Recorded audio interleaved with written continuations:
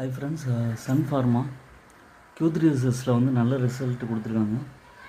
16% லாபம் ஏறி 3600 கோடி பக்கம் ஏறி இருக்குது.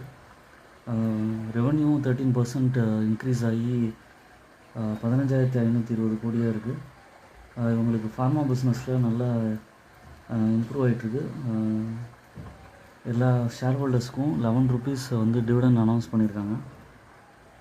கன்சிஸ்டண்ட்டாக பர்ஃபார்மன்ஸ் கொடுத்துட்ருக்கிற கம்பெனி தான் வந்து சன் ஃபார்மா. இந்த ஷேரோட கரண்ட் ப்ரைஸ் வந்து 1595 ரூபா இருக்குது. ரிட்டர்ன் ஆன் ஈக்விட்டி வந்து 16.9, புக் வேல்யூ வந்து 324, ஸ்டாக்கோட PE 31, மார்க்கெட் கேபிட்டல் வந்து 3,82,000 கோடி இருக்குது. வேர்ல்டு லெவலில் நல்ல ஏற்றங்கள் கொடுத்து நல்ல பிஸ்னஸ் பண்ணிகிட்ருக்காங்க அவங்க. அதுக்கப்புறம் manufacturing and developing of pharma பிஸ்னஸில் லீடிங்கில் இருக்காங்க. இப்போ ஒரு இறக்கத்தில் கிடைக்குது சன்ஃபார்மா. இங்கேருந்து உங்களுக்கு நல்ல ஏற்றம் கிடைக்குங்கிற எக்ஸ்பெக்டேஷன் இருக்குது. இந்த கம்பெனியோட ப்ளஸ் பாயிண்ட் வந்து almost dead free company, good profit growth, 23.8% CAGR last 5 years. Healthy dividend pay out maintain பண்ணுறாங்க 33.8. சேல்ஸ் க்ரோத் தான் கொஞ்சம் கவலைக்கிடமாக இருந்துச்சு, அதை வந்து இம்ப்ரூவ் பண்ண ஆரம்பிச்சிருக்காங்க.